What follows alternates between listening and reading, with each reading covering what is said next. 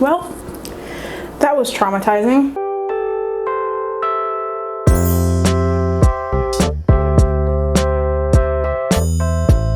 Hi guys, my name is Amanda. Welcome back to my channel. Welcome back to my kitchen. It's hot outside. I don't think I need to tell you that. I'm sure that even if you don't live in the South, if you walk outside, it will take approximately 3 seconds for you to die of heat exhaustion. So today I'm coming at you with a video that requires a low temp on the oven. Today we're making pavlovas. If you haven't heard of a pavlova, it's this big meringue dessert where you make meringue and you dry it out in the oven. You fill it with creams and custards and fruits and all of these fun, delicious things. It's sweet, but also a really cool blank slate for a lot of different flavors. I really like making them in certain months.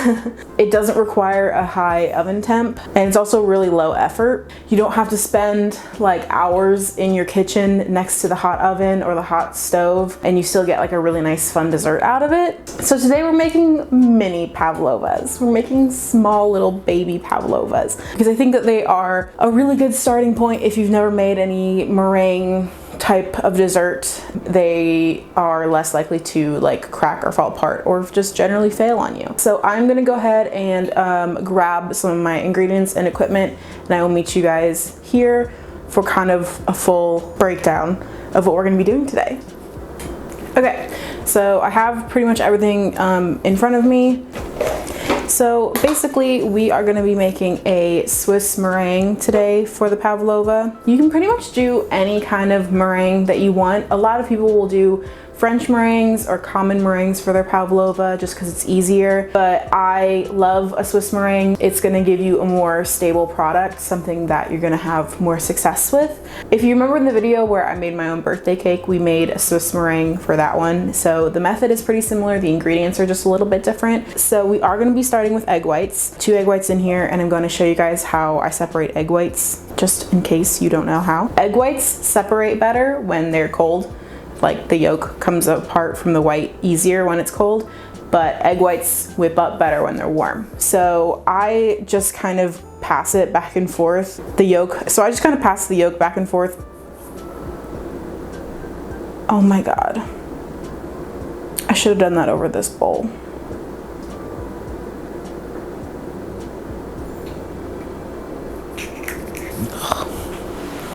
So I usually will just crack it, find a pressure point, and then carefully split the shell in two and pass the yolk back and forth. I know a lot of people are concerned about popping your yolk, and if you are concerned about that, you can do this step over a separate cup or like a separate container and then put it into your mixing bowl. But I've done this like many times, and I feel pretty good about it. You want to make sure all of your equipment is completely clean. You want to make sure that there's no fat or any moisture or residual dirt or anything on your bowl or your beater or anything, because that will prevent your meringue from whipping up to its full potential. I'm going to go ahead and add my sugar. I found that if you're doing a French or common meringue where you don't heat anything up, I would use like a super fine sugar or a caster sugar because it dissolves easier into the egg whites. But since we're like heating this up and melting it down anyway, you can just use granulated sugar and it's fine. We're going for a cup of granulated sugar. So the extra ingredients that we have in this meringue specifically are vinegar, cornstarch, and vanilla. The vanilla is self-explanatory, just to give it some kind of flavor so it doesn't just taste like sugar. But you can swap this out for, you know, another kind of flavoring if you want. If you want to do like an orange or like a mint, depending on, you know, what time of the year it is. I wouldn't use quite as much like mint extract or almond or something like that as vanilla, because those extracts have different strengths. And then in here I have vinegar and cornstarch. So the vinegar is in here to give your meringue strength. It has to do with the proteins in the egg whites. You might see people use cream of tartar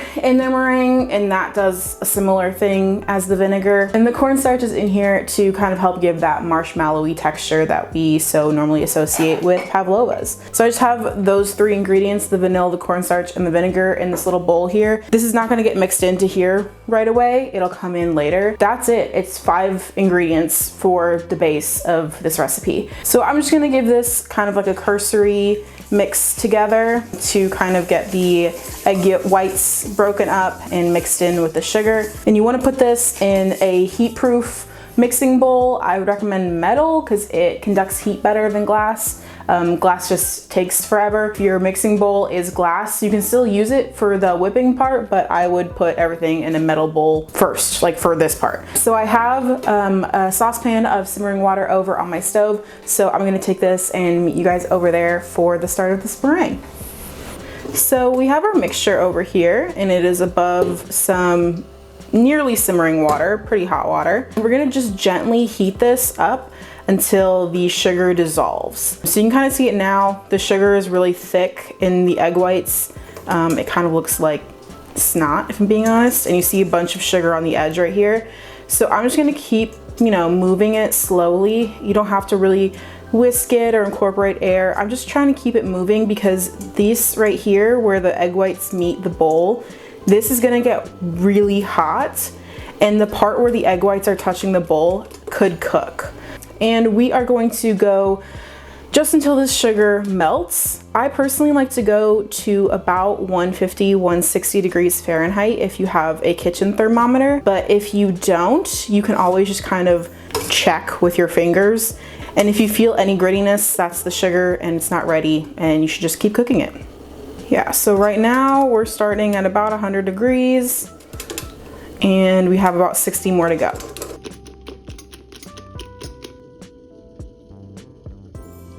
All right, so we are actually a touch over, so I'm gonna go ahead and pull this off. It happens really fast. Okay, so like I said, everything here is clean. Everything is wiped down, dry, no fat or anything on it. I'm gonna go ahead and kick this up to a pretty high speed. We are looking for medium stiff peaks here. I'll kind of show you what it is that we're looking for, but it'll take 3 to 4 minutes. So again, don't walk away.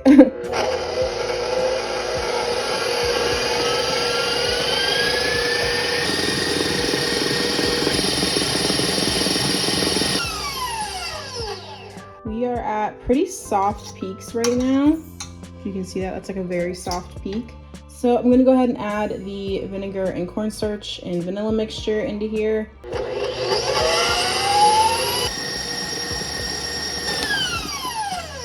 All right, so I know when to start checking when the egg whites start to hold their shape on the edges of the bowl there. That, my friends, is a stiff peak. So this meringue is now ready to use and ready to shape into pavlovas. I am back over the bench. We have our meringue.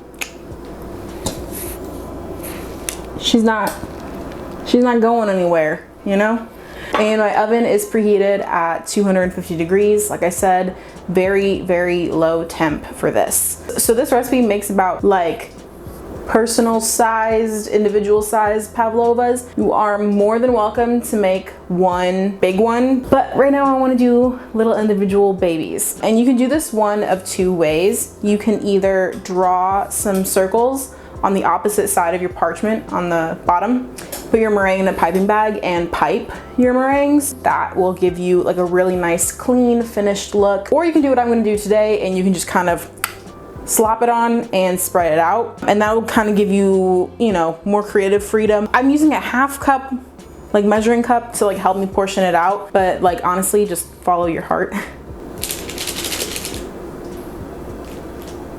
If you don't want to make like the extra stuff to go with a pavlova, you can make this recipe and make like little meringue cookies out of it if you want. The bake temperature and everything would be really similar. So this is just a really good like basic meringue recipe for you to do whatever you want with. These don't really have to be super far apart. If you're making the little individual guys, your meringues will puff up as they cook, but it's not like they're really gonna like rise or spread or anything. So I'd give a good distance between them when you're doing this part, so that when you spread it out, you have like maybe 1.5 inches between each pavlova. That's where I'm gonna start with this tray. I have another tray waiting in the wings, but we'll start with this for now. So basically all I'm gonna do is take a small offset spatula. You can use a spoon if you want, a gardening trowel, I don't really care. And I'm just gonna start from the center and press down and start to make like a little well in the center to hold all of the goodies that we're gonna be putting inside of this. And honestly, in my experience, I would make the well a little more exaggerated than you think you need. Because like I said, the pavlova is gonna puff a little bit. So I've had it happen before where I make it, you know, as thick as I think it needs to be. And then it puffs up so much that it kind of fills itself back in. Not helpful. Don't go so deep that you hit the parchment. Honestly, it doesn't even matter what the center looks like. It's gonna get covered up. Have fun with this. I saw somebody at Valentine's Day make a pavlova that was heart-shaped.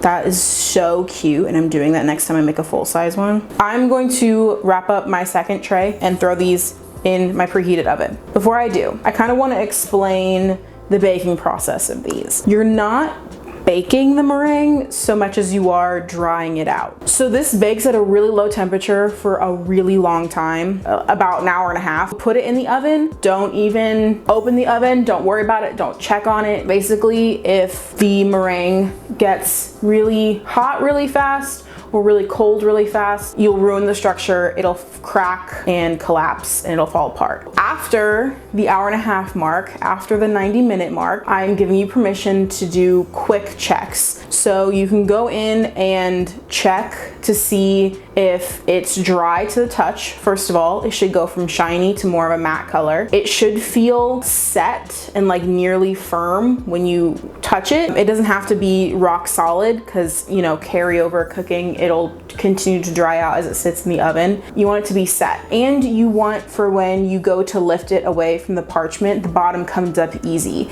If it sticks or it falls apart or it doesn't come up easily at all, your meringue is not ready. Leave it in there for another 15 minutes, come back and check on it later. If it's really humid where you are right now, shut the doors, shut the windows, and kick on a fan because you want a dry environment for your meringues. Keep the oven closed for at least 1.5 hours. Don't touch it, don't look at it, don't worry about it. Okay, once your meringues are done and you've hit those 3 things, it's dry, it's set, and you can lift it up off the parchment. You're gonna leave the oven door closed and kick your oven off and let it sit in the oven to continue to dry and cool for at least 2 hours, preferably overnight. I've done it before where I've let them cool in there for like 1 hour and then propped the oven door open with a spoon to kind of expedite the process. So I'm gonna go ahead and put the little meringue babies into the oven. I will be back with you once they're baked.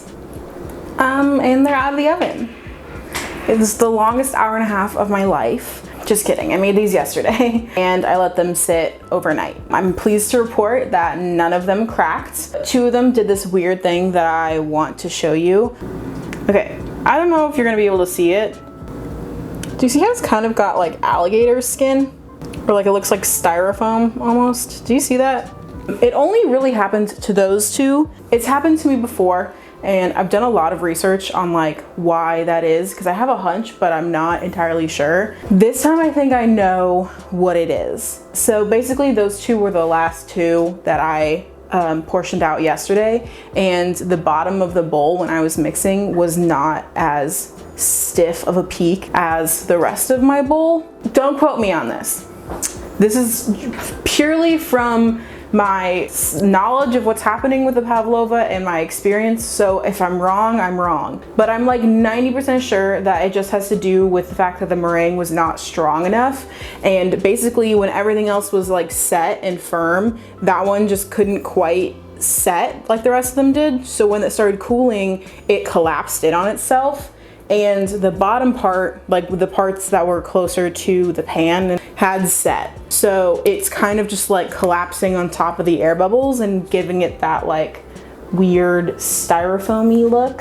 But none of them collapsed on me and none of them cracked. They all look great. So we have to make our filling. I have some nectarines and some apricots here, and then we're gonna be filling it with a whipped mascarpone filling, and we're gonna top it with some pistachios, and it's gonna be really, really good. A lot of people will fill their pavlovas with whipped cream and like a curd of some kind. I've done lemon curd, I've done passion fruit curd, I've done strawberry curd, some kind of tart, fruity, you know, something to break up the sweetness and the monotony of, you know, it's just sugar and meringue. Also, making a curd will give you a chance to use up the egg yolks from all the eggs that you just cracked. Give me strength from this nectarine, please. Nice. But if you want to do more stone fruit, cherries would be really good with this, like an apricot cherry situation. I don't like cherries, but do what you want. I'm gonna be so honest with you. I simply did not want to clean the stand mixer. I also did not realize this cord reached over here. You guys are seeing me figure that out in real time. To this mascarpone, I'm just gonna sweeten it with a little bit of honey. You can use confectioner's sugar if you want. I just think the honey goes really well with the apricots. And then I'm going to beat this together just until everything is smooth and combined. Girl. This is cold heavy whipping cream. I'm just gonna slowly stream this in while beating on like a medium speed. And this is what's gonna give us that nice like whipped cream consistency, texture, whatever.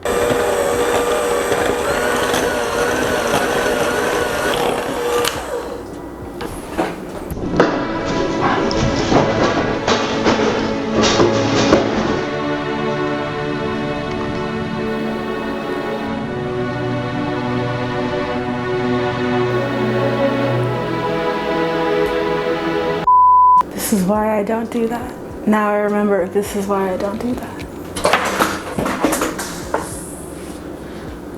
Yeah. Okay. How about I just come back once it's made?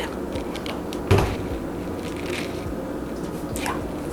Well, that was traumatizing. So I'm just gonna take the whipped mascarpone and just kind of fill them in. Roughly a tablespoon per pavlova.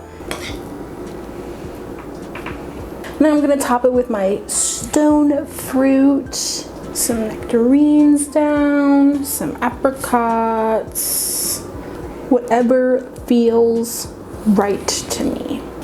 Now I'm going to chop up some pistachios just for some extra texture and a little bit of color variance. Not too crazy, just a rough chop. And with that final garnish, they're done.